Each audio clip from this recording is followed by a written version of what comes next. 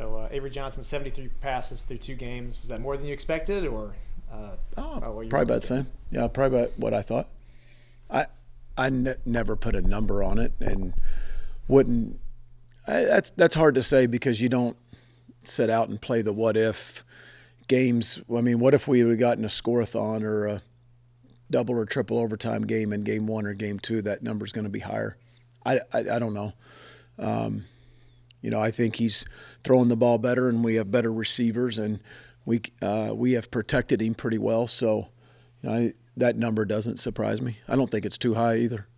How about the 62% or 67% completion rate and 0 turnovers? Yeah, the 0 turnovers I'm the most proud of.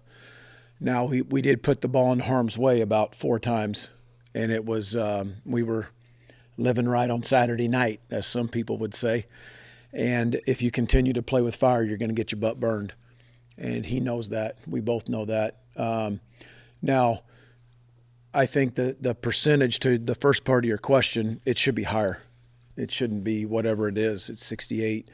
We've probably missed on 8 balls that are inaccurate, whether it's through rain or lazy footwork or whatever the excuse or real occurrence happened. We've been inaccurate on probably 7 or 8 balls that should be higher, and then we've had a few drops. But those things are going to happen. That's cost doing business. If you're going to throw the ball a while, you're going to have a few drops, and you're going to have a few off targets. He's had a few off targets. I don't know if it's giving away too much, but how much freedom do you give him at the line of scrimmage to get you guys into a good play? He's gotten more freedom than he had last year. What's Avery need to advance on, improve on? Well, I think the body of work that he's put out through however many starts, how many? 15. 16. Oh my gosh, here we go. Yeah, that sounds like something Avery would say, actually. I think you've seen growth. I know I certainly have over the last year and a half. I would say number 1, leadership, maturity. Number 2, this year, so far he's thrown the handful of deep balls better. That was a big thing through the offseason and improvement for him. We've had some fourth quarter comebacks. We've had, a 2-minute drive. I think those are all steps in a young quarterback maturing, and I'm proud of those steps. I'm proud of the step from BYU in one of his worst moments last year of the growth that happened over the next week into the Oklahoma State. There's things that I look back on and I see the growth with him. And so he's got to continue to do that. I think there are going to be moments where you don't start out well, and you've got to find ways to fix your game in the middle of the game. I think there's times you start out fast and then you maybe struggle, and you've got to figure it out at the end of the game.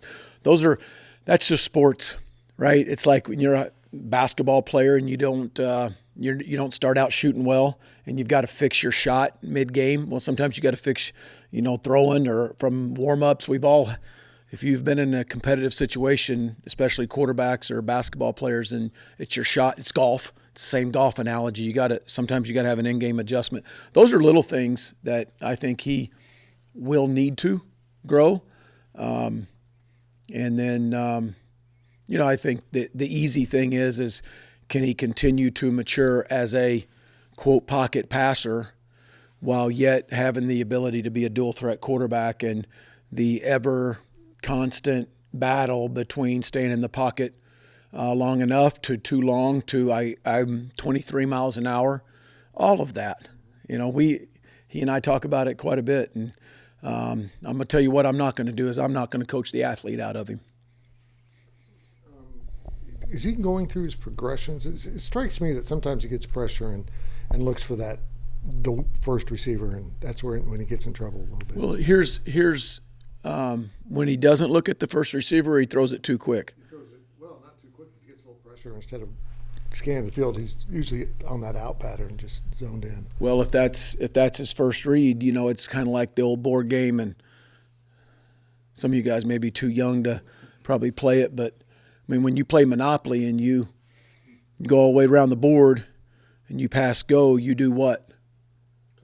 Collect $200, right? I knew you wouldn't answer. Okay. And so, what would you say about that? Is that part of the game? Is it the rules? It's not really the rules. It's just what you do. If you don't do it, you're dumb or you're giving money. It's like turning down a raise, right? You're getting money by just doing something. Well, that's the analogy that I give him when it's a progression read and it's number one in the progression. If it's open, you take it and you throw it. Don't pass go. Collect the $200 and call another play, coach, because you're not guaranteed that 2, 3, or 4 are going to fall down or get covered or whatever. And so that's easy for all of us as coaches to watch tape and rewind and rewind and rewind, and probably fans and media no different than we are as coaches. Oh, man, if he'd have just hung on for another 2 seconds, he had that. Well, you didn't know that when you made that decision, and that's part of elite quarterbacks, and you keep progressing in terms of your processing. How do you process things? So when you're in a progression read, now if it's a coverage read, that's different.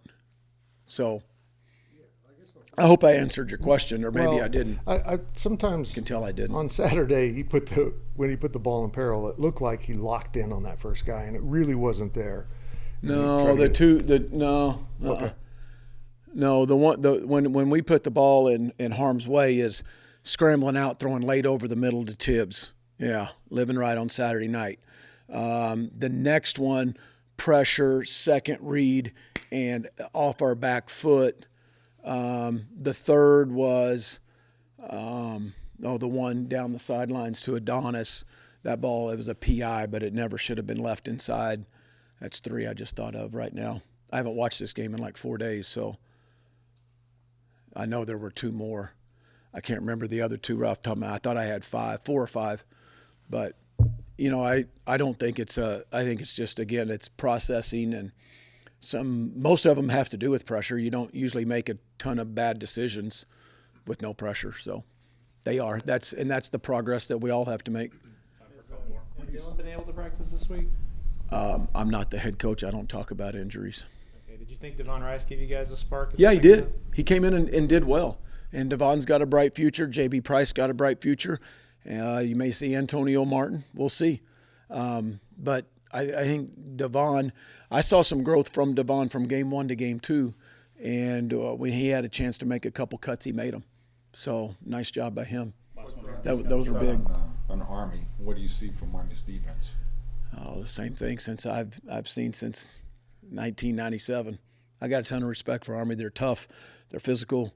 They're disciplined, Captain Obvious.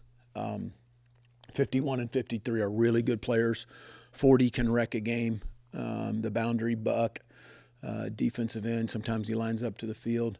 Those 3 stand out big time. The rest of these guys play hard. They play physical, very rarely out of position, or at least what I think is out of position. They tackle well.